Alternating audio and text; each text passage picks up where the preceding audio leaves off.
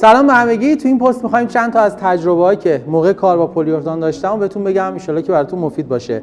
رنگ پلیورتان یک کیلر قویه و دو جزئیه که روی کارهای چوبی استفاده میشه. کلا پلیورتان حالت‌های مختلفی داره، به صورت جامد و مایع یا به صورت فوم توی صنعت کاربرد داره، روی فلزات یا روی بتون و بقیه مساله استفاده میشه. پلیورتانی که روی چوب استفاده میشه معمولا روی دربای کابینت، حالا چه MDF خام چه روکش گردو یا چوب گردو یا چوب بلوط یا چوب‌های مخصوص درب کابینت میتونید رنگ پلیورتان رو استفاده کنید.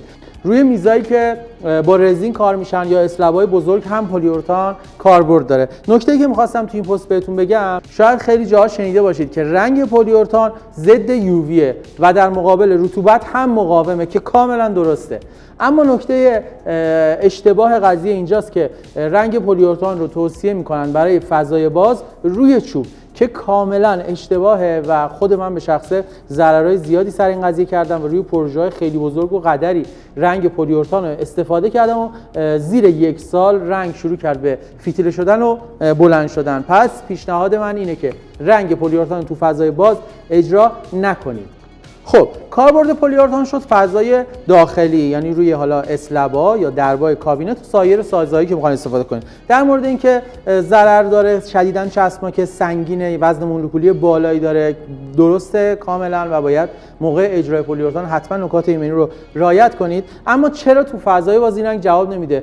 آنتی یووی که هست، الاستیسیته بالایی هم که داره، در مقابل رطوبت هم مقاومه. همه این مواردی که این رنگ داره برای روی سازه‌هایی که خیلی بازی ندارن، مثل بتون یا مثل آهن. حتی این رنگ توی صنایع کشتی سازی هم کاربرد فراوانی داره. روی کشتی فلزی همین رنگ استفاده میشه و اونجا جواب میده، روی چوب جواب نمیده. چرا؟ چون این رنگ یک لایه مقاوم یا یک فیلم رو سطح چوب ایجاد میکنه و در اثر تغییر سایز چوب یا تغییر رطوبت چوب که سطح چوب بازی میکنه و تکون میخوره یا احیانا ترک‌های ریز سطحی ایجاد میشه، بافت رنگ از هم پاره میشه.